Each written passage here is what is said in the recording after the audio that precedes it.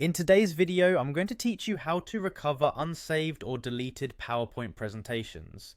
We've all experienced that stomach-churning moment when a presentation we've put hours into suddenly disappears, leaving us scrambling for a solution. But fear not, help is on the way, and I'm here to guide you through the recovery process seamlessly. First things first, let's get started by opening PowerPoint on your computer. Even if you just had a system crash or power outage, don't panic. PowerPoint has built-in features that can help dig up those seemingly lost files. So go ahead and launch the PowerPoint application.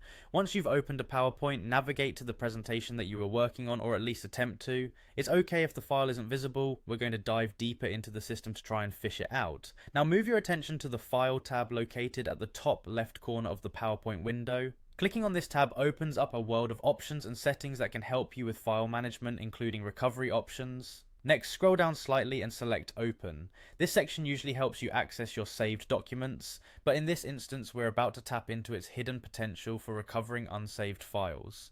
Here's the key step.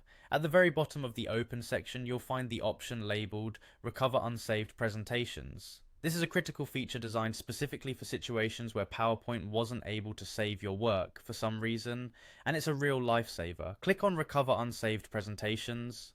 Doing so will direct you to a folder within your system where PowerPoint has automatically stored temporary versions of your work. Depending upon your recent usage, you might encounter several files here. Don't worry if you see multiple files, this is just PowerPoint giving you a choice of what to recover. Take a moment to browse through these files. You'll want to identify which of the unsaved presentations corresponds to the one you lost. Once you recognize the file you are working on, go ahead and open it. Keep in mind that the file might not be in the exact state as when you last saw it, but it's the closest recovery available and saves you from starting from scratch.